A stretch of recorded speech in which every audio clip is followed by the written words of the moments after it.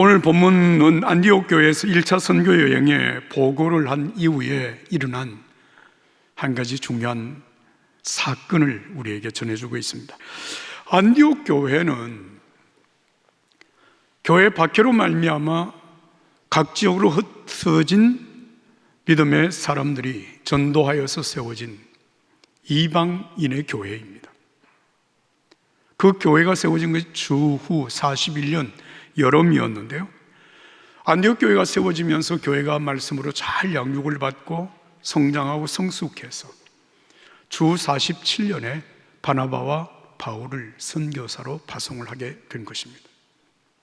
그러니까 사실 교회가 세워진 지 한 7년여 만에 선교사를 파송한다라고 하는 것은 이건 사실 대단한 일이었습니다.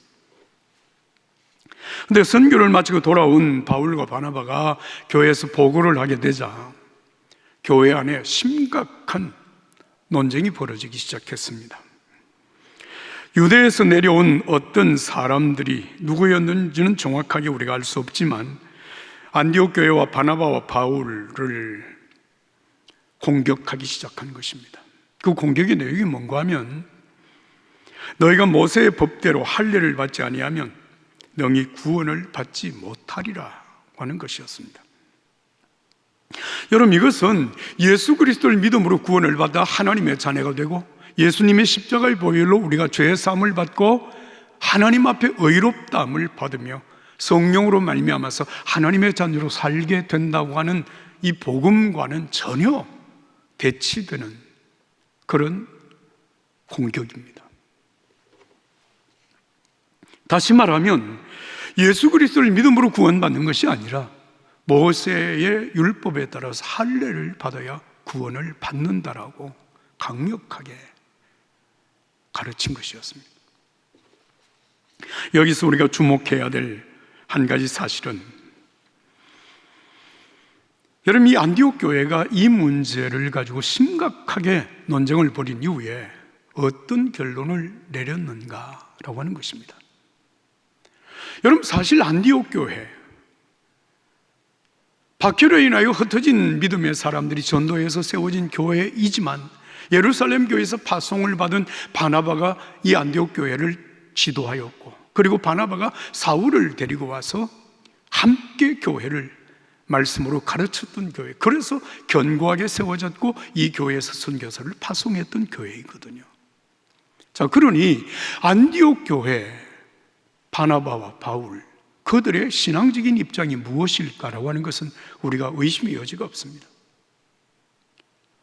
자, 이런 상황 속에서 유대에서 내려온 몇몇 사람들이 할례를 받아야 된다고 하는 이 사실을 강조하고 가르쳐서 논쟁이 벌어졌는데, 이 논쟁을 정리하는 과정 속에서 만약에 안디옥 교회, 그러면 우리가 한번 표결에 붙여봅시다, 이렇게 결정을 했다면 여러분, 이 문제는 금방 해결이 되었을 것입니다. 당연히 율법으로 할례 받는 것이 아니라 예수 그리스도를 믿음으로 구원받는다고 하는 사실을 그들은 전적으로 동의했을 것이기 때문에 그렇습니다. 자, 그러면 이렇게 만약에 표결에 붙여서 다수결로 결정을 하게 된다면 어떤 결과를 가져올까요? 여러분, 생각해 보십시오. 유대에서 내려온 이 사람들이 그냥 순순히 물러날 것 같습니까? 절대로 물러나지 않습니다. 그런데 이 상황에서 안디옥 교회는 표결로, 다수결로 이 문제를 처리하지 않았습니다. 어떻게 결정을 하는가 하니, 바나바와 바울과 그리고 안디옥 교회 몇몇 사람들을 예루살렘 교회 사도들과 장로들에게 파견을 해서 예루살렘 교회 사도들과 장로들의 입장이 무엇인지 분명히 듣고 돌아오는 것으로 그렇게 결정을 하게 된 것입니다. 사랑하는 여러분, 우리가 신앙생활을 하면서 신앙의 옳고 그름을 구별하고 그것을 판단하고 어떤 일을 결정한다고 하는 게 대단히 중요한 일입니다. 그런데 이런 일들을 우리가 판단을 내릴 때 자칫 잘못하면 사실이 분명하고 이걸 가지고 더 이상 지체할 이유가 없다고 생각을 해서 조급한 마음으로 만약에 표결에 붙여서 다수결로 결정을 하게 된다면 여러분, 이 문제는 상당한 문제가 일어나게 됩니다. 예를 들어서 자, 여러분, 다수결로 표결을 할 때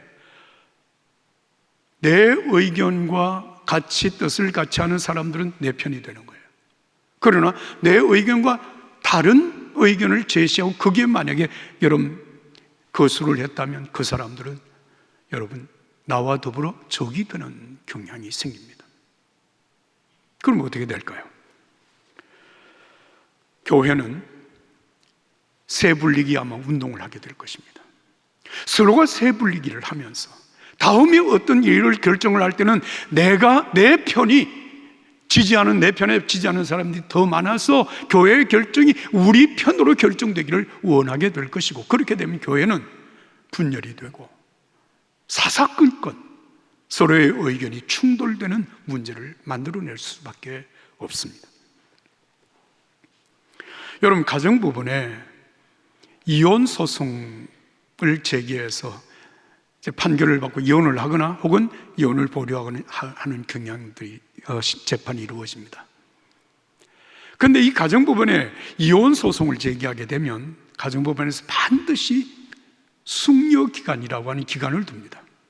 이 숙려기간 동안에 전문 상담가들로 하여금 이혼하기를 원하는 아내와 남편 사이에 서로 상담을 하게 되고, 정말 이것이 불가피한 이혼의 조건이 되는지 아니면 흥분된 감정 속에서 이루어진 일인지, 이런 것들을 상담을 통해서 잘 조율을 해서 이혼을 되도록이면 만류를 하고 다시 가정을 회복시키려고 하는 그런 노력을 하게 되는 것입니다. 제 아내가 10년 동안 가정법원에서 이 상담을 하면서 봉사를 했습니다. 그런데 교회도 여러분 마찬가지입니다. 서로 의견이 달라서 충돌이 이루어지고 논쟁으로 말미암아서 교회가 심각한 어떤 분열의 갈등 요인이 생겼을 때 그 일을 쉽게 결론 내리지 아니하고 서로에게 숙려 기간을 두는 것은 대단히 중요한 일입니다. 서로의 상한 감정을 가라앉히고 기도하며 말씀에 비추어서 자신을 정직하게 돌아보고 정말 예수님이라면 이 문제를 어떻게 해결하기를 원하실까를 진지하게 묻고 진지하게 성찰하는 숙려의 기간이 필요하다라고 하는 말입니다. 여러분, 사람들 사이에 또 교회 안에서 왜 문제가 심각해지느냐, 어떤 문제가 생기면 O냐 X냐로 결정을 한다든지 다수결로 어떤 표결에 의해서 일을 처리하게 될 때 여러분, 교회도 그렇고 우리 개인도 그렇고 심각한 문제를 안게 되는 경우가 많습니다. 중요한 일일수록 시간을 두고 더욱 기도해야 합니다. 충분히 생각하고 정말 어떻게 결정하는 것이 내게 유익하냐를 생각하는 것이 아니라 어떻게 결정해야 하나님이 기뻐하실 것인지, 교회에 유익이 될 것인지, 모두에게 평안을 주게 될 것인지를 우리가 결정할 수 있는 숙려의 기간이 정말 중요하다는 말씀입니다. 사람이 살고 죽는 문제라면 여러분, 숙려 기간이 오히려 문제가 될 수도 있겠습니다. 일의 성패를 결정하는 시간을 다투는 문제라면 숙려 기간이 오히려 문제를 만들 수도 있겠지만 여러분 생각해 보십시오. 교회 안에서 혹시 문제가 일어났다고 할지라도, 우리의 인생에서 어떤 문제가 심각하게 대두된다고 할지라도 여러분, 그것은 시간을 다투어서 결정하지 않으면 안 되는 문제는 극히 소수에 불과한, 적은 것에 불과한 것입니다.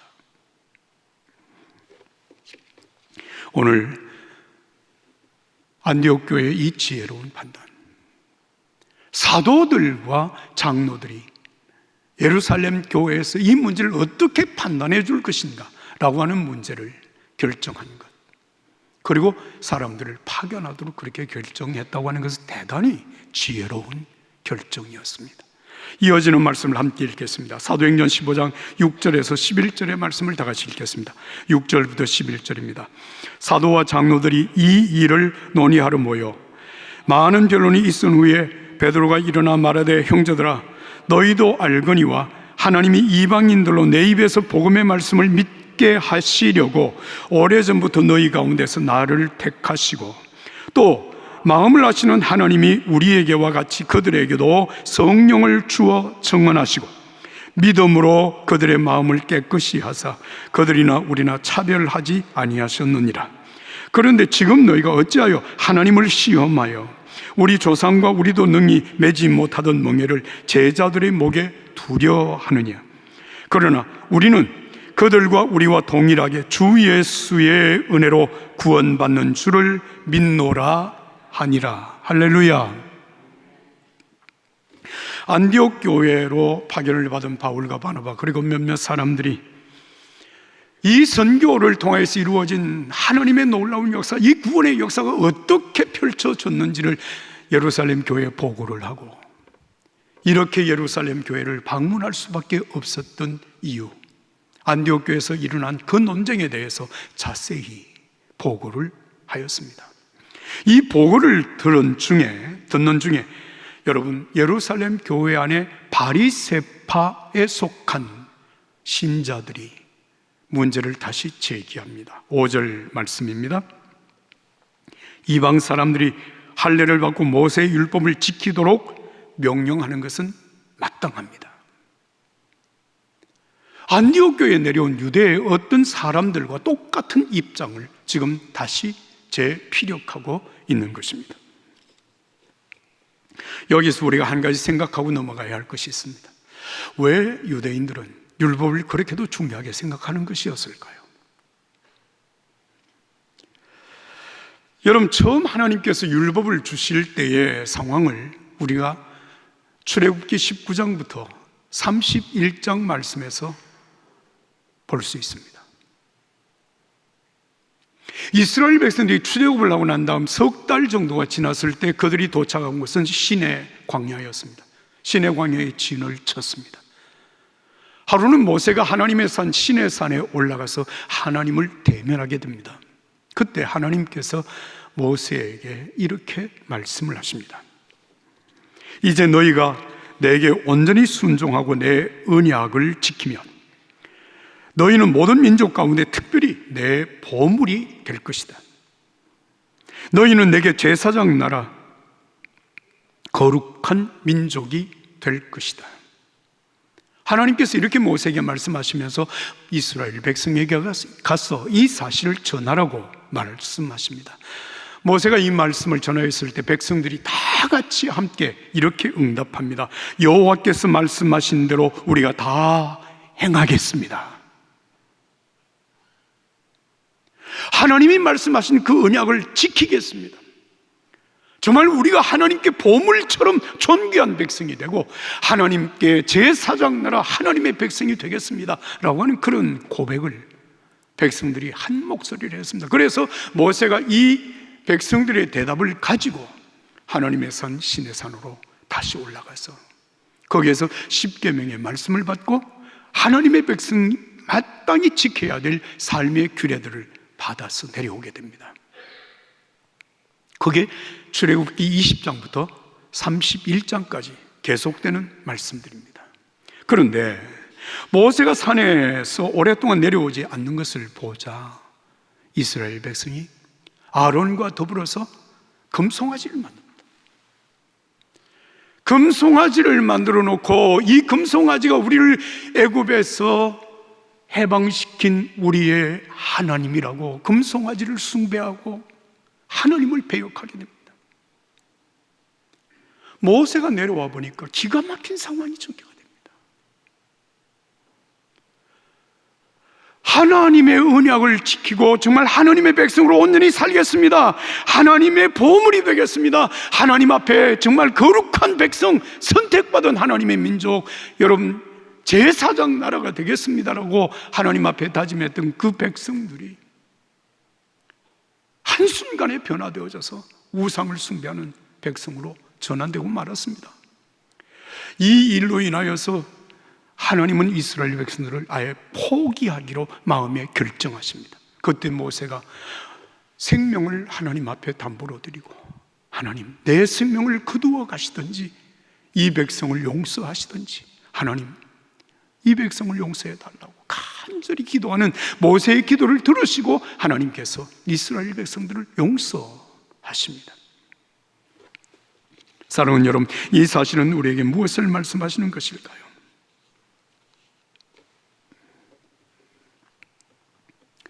처음 하나님의 백성들에게, 이스라엘 백성들에게 여러분 율법을 하나님의 언약의 말씀을 주시기 전부터 이미 그들은 하나님의 언약을 거절했고 우상을 숭배하는 백성들이 되었다고 하는 말씀을 우리는 생각하게 됩니다.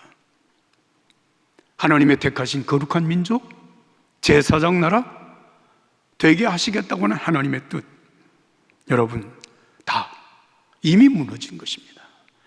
율법을 행함으로 하나님 앞에 의롭다함을 받을 만한 백성들이 그들 가운데 하나도 없었다고 하는 사실을 성경은 우리에게 보여주고 있습니다. 그래서 이때부터 하나님께서 우리에게 제시한 한 가지 중요한 여러분 제도가 있습니다. 그것이 바로 희생제사의 제도였습니다. 짐승의 피를 흘리는 제사를 통하여서 인간의 죄가 용서받는 길을 제시해 주신 것입니다. 율법은 유대인들이 하나님 앞에 의롭게 쓸 수 있는 유일한 길이었습니다마는 그 율법을 지키지 못한 가운데서 여전히 그들은 율법을 그렇게 소중하다고 생각했던 것입니다. 율법대로 할례를 받아야 구원을 받는다라고 강조하게 된 것입니다. 여러분, 오늘 이 본문 말씀에서 바로 이런 유대인들의 문제, 가르침을 여러분 예루살렘 교회에 가지고 가서 문제를 해결하기 위하여 예루살렘 교회가 총회를 열게 된 것입니다. 여러분, 오늘 이 본문 7절의 말씀을 보면 많은 변론이 있었다. 이 말은 무슨 의미입니까? 율법대로 할례를 받아야 된다라고 하는 얘기와 그리고 예수 그리스도를 믿음으로 구원받는다고 하는 이 논리가 여러분 상당한 여러분 충돌을 일으키면서 많은 변론이 있었다라고 하는 말씀입니다. 이런 변론이 다 끝난 이후에 베드로가 여러분 그 총회 석상에 일어나서 한 말씀이 오늘 본문 6절에서 11절까지의 말씀입니다. 5가지를 얘기했는데요, 제가 요약해서 말씀을 드리면, 첫째는 하나님께서 나를 이방인들에게 보내서 예수 그리스도의 복음을 전하게 하였습니다. 이 첫 번째입니다. 고넬료의 가정에서 복음을 전하여 구원의 역사가 일어났던 사실을 염두에 두고 이 말씀을 말하고 있습니다. 두 번째는 하나님이 우리에게와 같이 이방인들에게도 성령을 부어주셨습니다. 고넬료 가정을 지금 생각하고 얘기하는 것입니다. 세 번째는 믿음으로 그들의 마음을 깨끗하게 하사 그들과 우리를 차별이 없게 하였습니다. 유대인과 이방인들의 차이가 없습니다. 네 번째, 우리 조상들과 우리도 능히 매지 못했던 율법의 멍에를 이방인 신자들에게 그 멍에를 메우는 것은 합당하지 않습니다. 그게 네 번째 말입니다. 그리고 5번째 말은 우리는 그들과 마찬가지로 주 예수의 은혜로 구원을 받는다고 믿습니다. 이 사실을 얘기한 거예요. 사랑하는 여러분, 이 사도 베드로의 이 말씀에 대하여서 히브리서와 로마서는 아주 명쾌하게 정언해 주고 있습니다. 히브리서 10장의 말씀입니다. 해마다 드리는 똑같은 제사들을 통해 나아오는 사람들을 결코 온전하게 할 수 없습니다. 이 제사들에는 해마다 죄를 생각나게 하는 것이 있었습니다.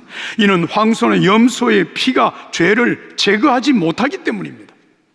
그러나 예수 그리스도께서 죄에 대해 단번에 영원한 제사를 드리시고 하나님 오른편에 앉으셨습니다. 그분은 단 한 번의 제물로 거룩하게 된 사람들을 영원히 온전하게 만드셨습니다. 할렐루야. 그리고 로마서 3장 20절에서 25절 말씀입니다. 율법의 행위로는 하나님 앞에서 의롭다는 인정을 받을 육체가 없습니다. 율법으로는 죄를 깨달을 뿐입니다. 그러나 이제는 율법과 별개로 하나님의 의가 나타났습니다. 이것은 율법과 예언자들이 정하는 것입니다. 하나님의 의는 예수 그리스도를 믿는 믿음으로 인해 믿는 모든 사람에게 주어집니다. 거기에는 차별이 없습니다. 모든 사람이 죄를 지었으므로 하나님의 영광에 이르지 못합니다. 그러나 그리스도 예수 안에 있는 구속으로 인해 하나님의 은혜로 값없이 의롭다는 인정을 받습니다. 하나님께서는 이 예수를 속죄 제물로 내어주셨습니다. 의롭게 되는 것은 예수의 피를 믿음으로써 이루어집니다. 모세의 할례가 아닙니다. 모세의 율법이 아닙니다. 예수 그리스도를 믿는 믿음으로 구원받고 십자가의 그 은혜로 의롭다함을 받습니다. 할렐루야. 사랑하는 여러분, 이것은 놀라운 대전환입니다. 우리의 구원을 위한 하나님의 완벽한 궤도 수정입니다. 이전에는 율법을 행함으로 할례를 받음으로 하나님의 거룩한 백성이 된다고 생각하고 그 말씀을 주셨던 하나님께서 이제는 율법이 아니라 할례가 아니라 예수 그리스도를 믿는 믿음으로, 그가 우리를 위하여서 제물이 된 십자가의 희생으로 죄의 사함을 받고 믿음으로 사는 모든 사람들에게 성령을 물붓듯 부어주셔서 하나님의 자녀로 살게 하시는 새로운 길을 여신 것입니다. 할렐루야. 이것이 오늘 저와 여러분들이 구원받은 믿음의 길입니다. 그런데 여러분, 우리가 이 믿음을 갖게 되면 사실 우리 믿음 생활의 감격과 감사가 마땅히 따르는 법입니다. 하나님의 자녀로 살게 하는 그 은혜를 생각하면 이건 정말 감격, 감사입니다. 그런데 믿음 생활을 쭉 해오는 동안에 우리 마음속에 이런 감격도 이런 감사도 점점 식어져 가고 있지 않는지 생각해 보게 됩니다. 왜 그럴까? 오늘 여러분, 세상이 교회를 향해서 그리고 그리스도인들을 향하여서 맹비난을 쏟아내고 있습니다. 한 가지 중요한 문제는 예수 믿는 사람들, 교회도 세상과 별반 다르지 않다는 하는 사실에 대한 여러분 세상의 비난입니다. 여러분, 이런 비난을 듣다가 보면 우리 마음속에 혹 이런 생각이 드는지도 모르겠습니다. 예수를 믿고 구원받았다? 예수 믿음으로 의롭게 된다?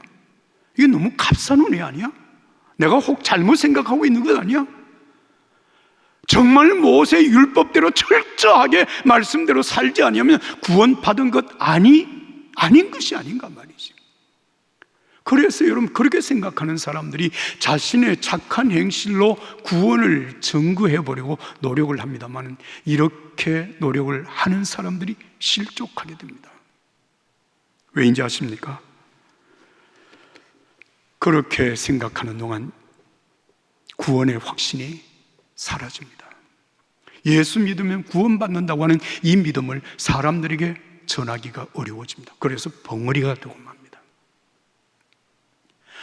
여러분, 왜 세상이 교회에 대하여서, 믿음의 사람들에 대하여서, 교회 지도자들에 대하여서 여러분 그렇게 맹비난을 쏟아내고 있는지를 우리가 알아야 되는 것입니다. 왜입니까?